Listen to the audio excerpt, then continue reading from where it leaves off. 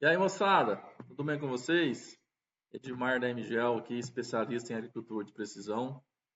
E vamos falar um pouquinho aqui sobre o assunto da semana. Recebemos muitas perguntas, muitos clientes preocupados com a notícia de que estaríamos sem sinal de GPS, que o Trump iria bloquear o sinal de GPS no Brasil. Então, resolvemos gravar esse vídeo para explicar para vocês o que isso iria afetar, impactar na nossa agricultura. Pessoal, todo mundo fala sobre GPS, né? Então, o que é o GPS? O GPS nada mais é que uma constelação de satélites, uma marca de satélite americano. Então, os satélites GPS, eles formam a constelação americana de satélites, tá bom? O seu uso, ele é gratuito, certo? Ele foi a primeira constelação de satélites disponível para uso civil.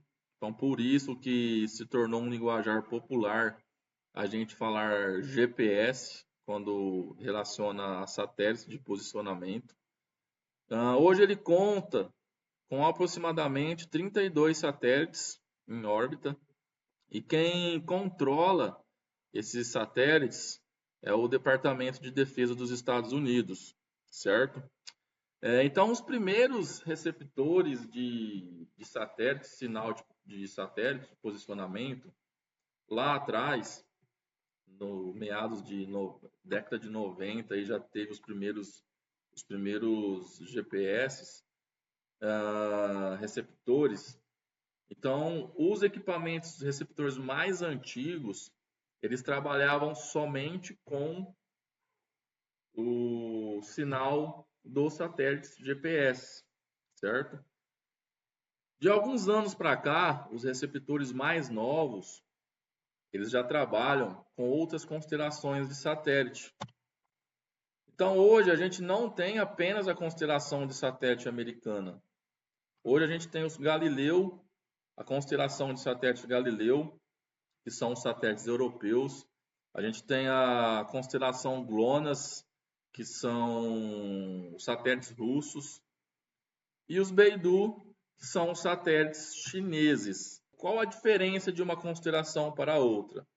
Hoje, todos os equipamentos receptores, seja ele celular, GPS de trator, monitores receptores de tratores, antenas de tratores, de máquinas agrícolas, eles já vêm preparados para receber sinal dos satélites americanos. Porém, os mais novos já vêm com desbloqueios que para usar essas outras constelações a gente tem que pagar um valor para os governos de cada país.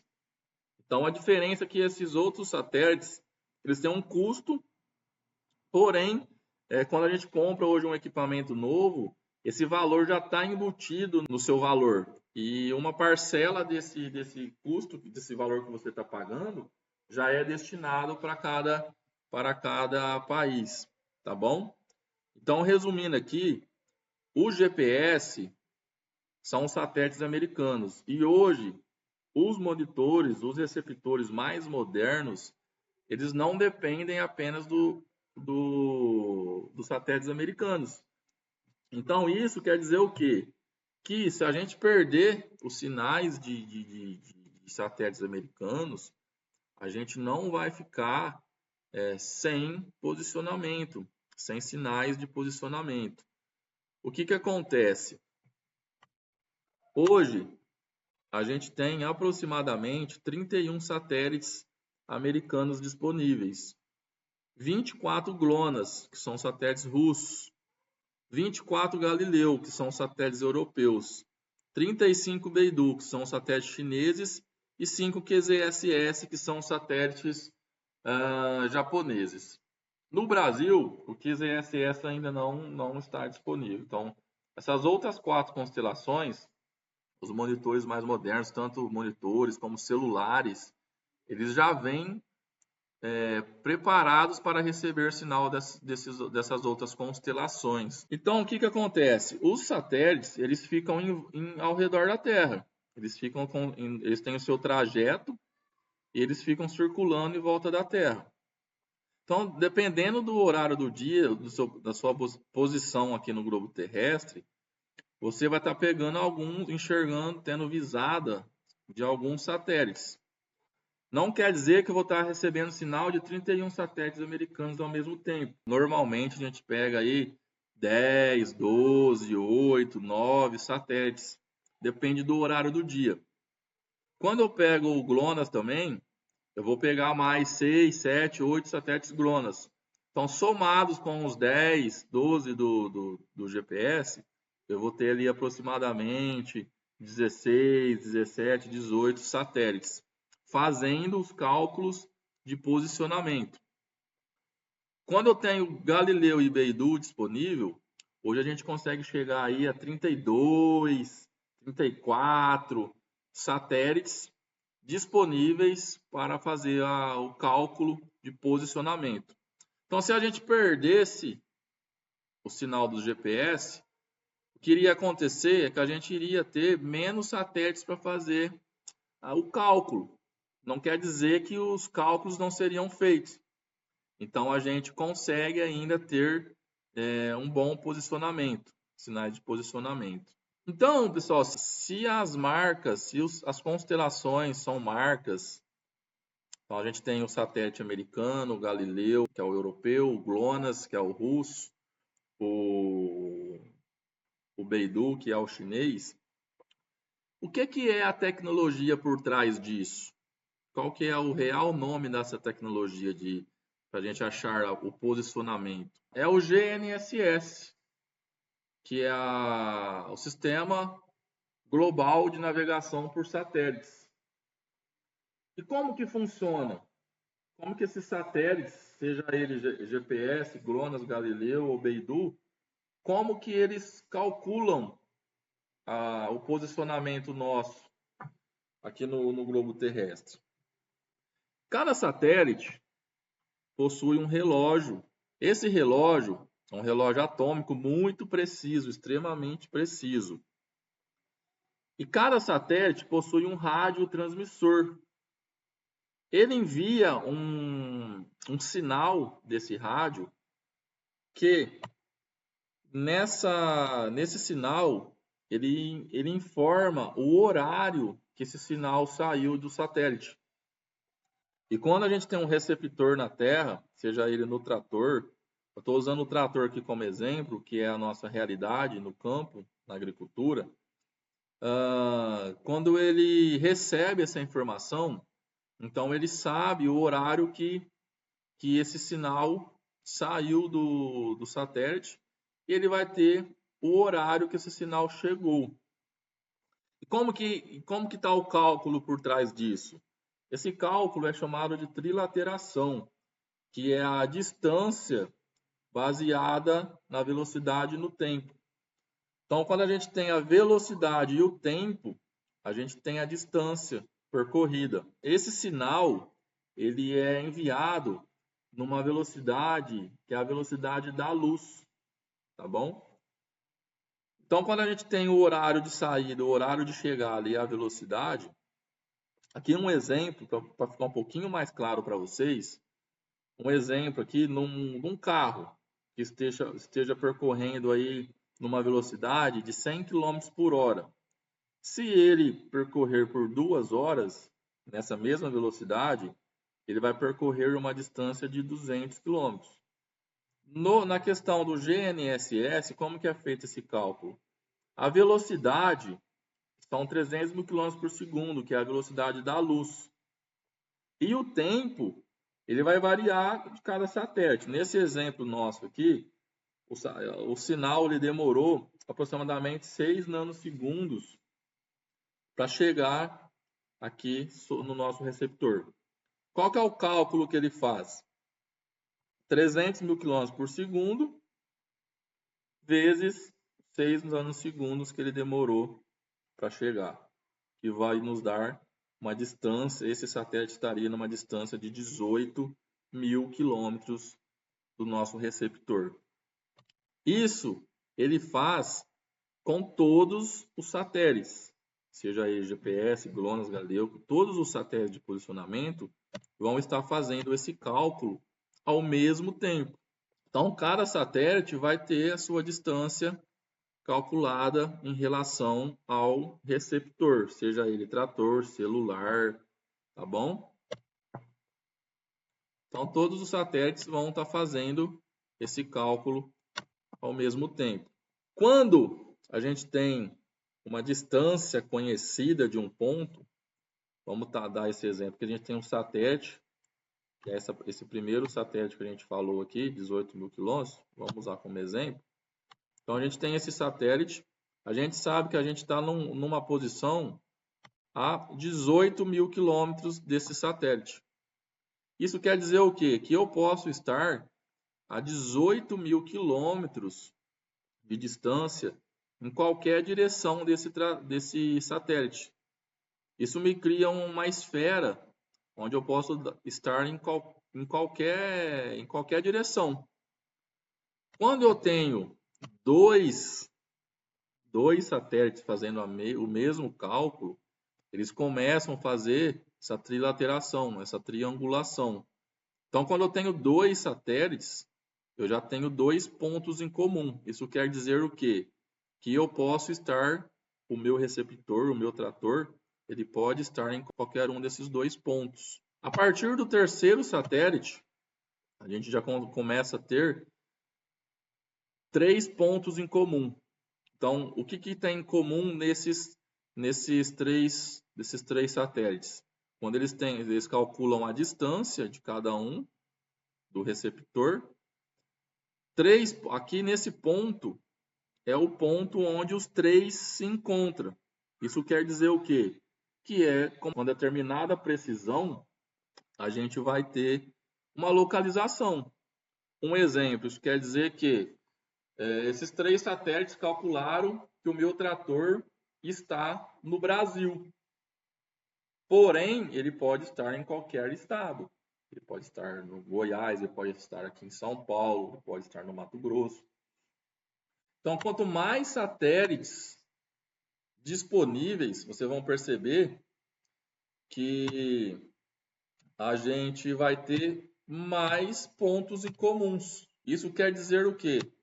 Quanto mais satélites disponíveis e mais ponto em comum, melhor vai ficando a nossa precisão. Então, aqui a gente estava falando que a gente estava no Brasil, com 4 satélites, 5 satélites, a gente vai falar que está no estado de São Paulo.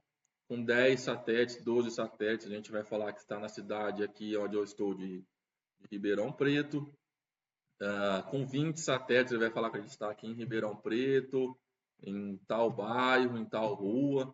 Então, quanto mais satélites disponíveis, mais rápido ele faz esse cálculo.